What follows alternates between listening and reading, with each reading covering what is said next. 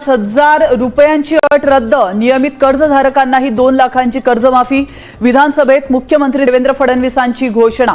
मात्र अधिवेशन संपलं तरी कर्जमाफीची तारीख जाहीर नाहीच। साम टीव्हीने बोगस बियाण्यांचा पर्दाफाश केल्याच्या बातमीची मुख्यमंत्री देवेंद्र फडणवीसांकडून दखल। शेतकऱ्यांची आर्थिक लूट करणाऱ्या कंपन्या आणि विक्रेत्यांचे परवाने रद्द।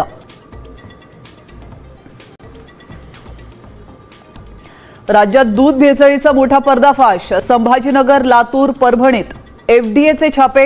हजारो लिटर दूध जप्त।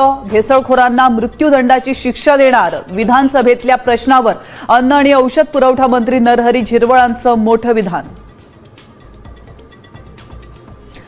नाशिकमधील ठाकरे सेनेचे 10 ते 12 नगरसेवक शिंदे सेनेच्या गळाला। प्रभागनिहाय 5 कोटींच्या विशेष निधीचं आश्वासन। साम टीव्हीला सूत्रांची माहिती।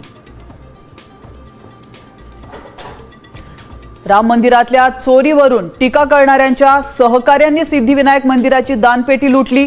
उपमुख्यमंत्री एकनाथ शिंदे यांचं नाव न घेता ठाकरेंवर खळबळजनक आरोप। आदित्य ठाकरेंनी आरोप फेटाळले। राम मंदिर दान चोरी प्रकरणात मोठा खुलासा। चोरीचा पैसा थेट शेअर बाजारात गुंतवला।